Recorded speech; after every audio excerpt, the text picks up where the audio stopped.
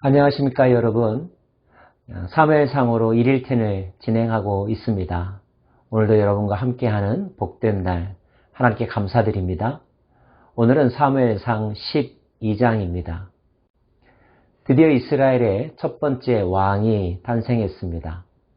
최초가 된다는 것은 영광스러운 일이고 또 오래오래 기억될 일이죠.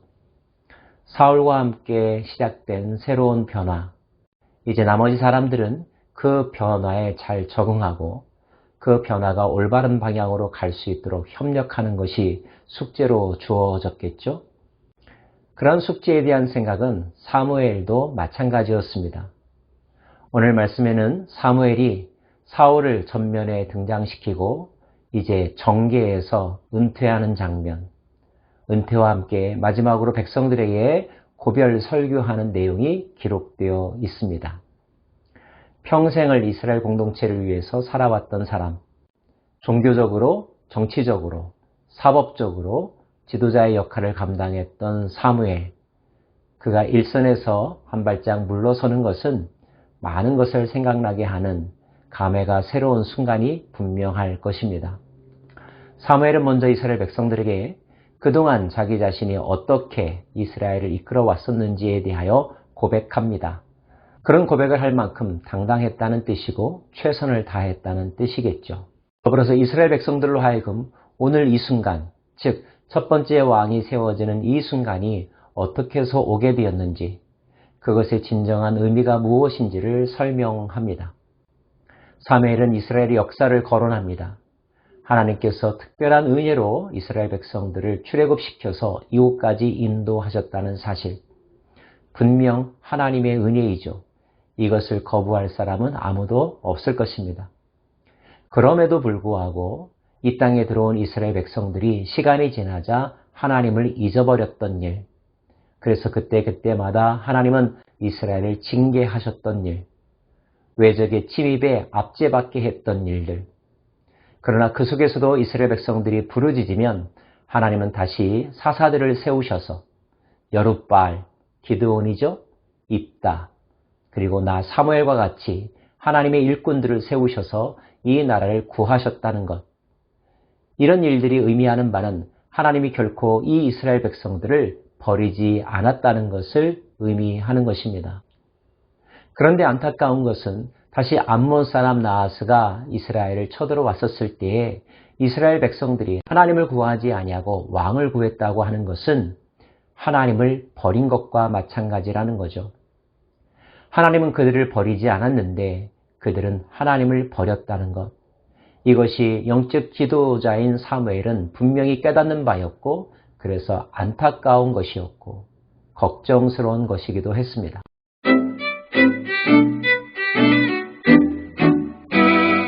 백성들의 요청에 의하여 왕정제도를 허락하셨지만, 그러나 이것이 하나님의 원래 뜻은 아니었음을 강조하면서 징조로 확인시켜주죠. 그것은 바로 우레와 비를 내리는 일이 있을 것이라고 말하였는데, 실제로 그의 이야기가 끝나자 우레와 비가 그 땅 가운데 쏟아졌죠. 백성들은 어떤 생각을 하게 되었을까요? 백성들은 조금 전까지만 해도 새로운 왕이 세워졌다는 것 때문에 이제 자신들의 꿈이 성취가 되었고 새로운 시대, 유토피아가 열릴 것이라고 아마 상상했었을 것입니다.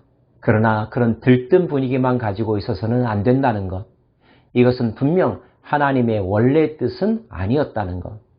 이 일 때문에, 이 감정의 고조 때문에 하나님의 존재를 잊어버려서는 안 된다는 것. 사무엘은 지금 징조를 통하여 이스라엘 백성들에게 선포하고 있는 것입니다. 이스라엘 백성들은 우레와 비가 내리자 정신이 번쩍 들었습니다. 그리고 마냥 기뻐해서만은 아니라는 것을 깨닫게 되었죠. 오늘 말씀에 의하면 그들이 사무엘과 하나님을 두려워했다고 기록하고 있습니다. 하나님을 두려워하는 것, 이것이 인간에게 불행일까요? 아니면 올바르게 사는 길일까요? 사랑하는 여러분, 건강한 두려움이 있고 그렇지 않은 두려움이 있습니다. 하나님이 주시는 두려움이 있고 하나님을 두려워하는 마음이 있습니다. 우리가 가져야 될 두려움이 있습니다. 그 두려움은 하나님을 두려워하는 것, 하나님을 경외하는 것입니다. 하나님은 우리가 하나님 한 분만을 두려워하면서 살면 나머지 모든 것들에 대하여 당당하게, 자유롭게, 그리고 대범하게 살 수 있는 길을 가르쳐 주셨습니다. 그런데 참으로 어리석은 인생은 하나님으로부터 자유를 선택하는 대신 다른 모든 것들을 두려워하면서 공포 가운데 살아가는 소모적인 삶을 살아가고 있죠. 저와 여러분은 그렇지 않기를 바랍니다. 사무엘은 강조합니다. 하나님을 두려워하라고 말이죠. 백성들도 깨달았습니다. 아, 우리가 잘못했구나. 우리는 하나님을 두려워하면서 살아야 하는구나 라고 말입니다. 백성들의 반응을 보자 사무엘은 그들을 안심시킵니다. 그리고 마지막으로 그들에게 당부하는 중요한 설교를 하죠. 사무엘이 백성에게 이르되 두려워하지 말라. 너희가 과연 이 모든 악을 행하였으나 여호와를 따르는 데에서 돌아서지 말고 오직 너희의 마음을 다하여 여호와를 섬기라. 돌아서서 유익하게도 못하며 구원하지도 못하는 헛된 것을 따르지 말라. 그들은 헛되니라. 요점은 이스라엘 백성들이 하나님이 원치 않는 왕정제도를 요구하고 하나님을 버리는 것과 같은 행동을 했지만 그럼에도 불구하고 살 길이 있는데 그들이 하나님으로부터 마음을 완전히 돌이키지 아니하고 여전히 여호와를 섬긴다면 하나님께서 너희의 길을 지켜주실 것이라는 뜻입니다. 즉 하나님을 섬기는 마음을 잊어버리지 아니한다면 왕정제도도 유지할 수 있고 너희들이 번영할 수도 있다는 것을 가르쳐주는 말이죠. 그러면서 그들로 하여금 헛된 것을 따르지 말라라고 이야기합니다. 헛된 것이란 무엇일까요? 하나님이 아니라 눈에 보이는 것, 즉 사람을 의지하는 것입니다. 있다가 사라질 것, 변할 것, 우리를 진정으로 살리지도 못할 것, 그런 것들의 마음을 빼앗겨 몸과 마음과 에너지를 허비하는 것, 이것이 바로 헛된 일이라는 거죠. 사도 바울도 루스드라에서 병든 자를 고쳐주었다는 이유로 자신들을 추대하고 자신들을 신처럼 여기려고 했던 사람들에게 한 말이 무엇인지 아십니까? 그러한 것은 헛된 일이니 결코 하지 말아야 된다라고 강조한 것이었습니다. 옷을 찢으며 그들의 예배 행위를 적극적으로 만류했죠. 성경은 일관되게 하나님이 아닌 다른 어떤 것을 의지하는 것, 예배하는 것, 숭배하는 것, 이것을 헛된 것이라고 말하고 있습니다. 그것은 하나님의 진노를 자아내는 일이요, 그의 인생을 낭비하는 일이요, 결국 멸망에 이르는 길이라는 것을 강조하고 있는데 오늘 이 사무엘의 말씀은 당시 이스라엘 백성들에게만 주시는 말씀이 아니라 오늘 이 시대를 살아가는 우리, 그리고 앞으로 살아가야 될 모든 세대에게 주시는 진리이며 분명한 삶의 법칙임을 기억하시기 바랍니다.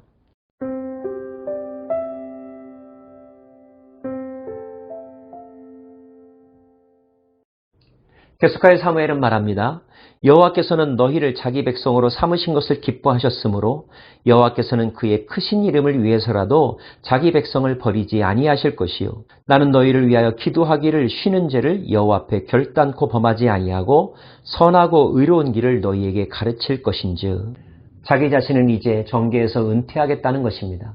그럼에도 불구하고 이 민족을 사랑하는 마음, 하나님께서 맡겨주신 이 백성들을 사랑하는 마음을 버리지는 않겠다. 그래서 너희를 위해서 끝까지 기도하겠다. 내가 너희를 위해서 기도하는 것을 멈추는 것은 죄로 여기겠다라고 말합니다.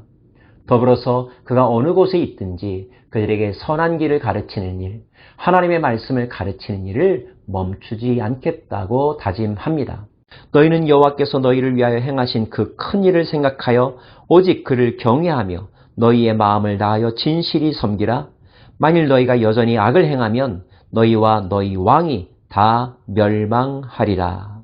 하나님께서 이스라엘 백성들에게 이미 행하신 일들, 그분의 성품, 그분의 존재를 잊어버리지 말고 기억하며 예배하며 그분만을 섬기는 마음, 그분을 최고로 여기는 마음, 이 마음을 간직하며 살라는 것입니다.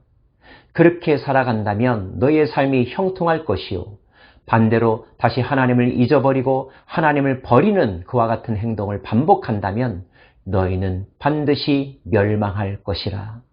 떠나면서 마지막으로 하는 말이라면, 죽으면서 유언으로 남기는 말이라면 그것은 단지 그 순간의 생각이 아니라 그의 전 생애를 통하여서 깨달은 진리요 반드시 기억해야 될 교훈이겠죠.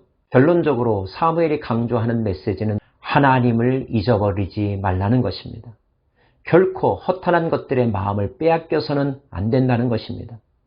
우리가 믿어야 될 대상도 하나님이요, 의지할 대상도 하나님이요, 예배할 대상도 하나님이고, 우리를 온전히 다스리실 수 있는 분도 하나님뿐이십니다. 그 외의 모든 것들은 하나님께서 우리에게 주신 도구일 뿐이며 우리가 함께 협력하여 존중하며 동역해야 될 우리의 동료요 돕는 자일 뿐이죠. 인생의 정답은 어디에 있습니까? 다른 나라의 제도에 있습니까? 다른 사람이 성공 경험과 비결에 있습니까? 아닙니다. 그런 것들이 약간의 도움이 될 수 있을지는 모르지만 궁극적인 해답은 될 수 없습니다. 궁극적인 답은 하나님, 그분 자체이십니다. 그분으로부터 말미암는 것만이 우리의 인생에 도움이 되며 해답이 된다는 사실을 반드시 기억하십시오.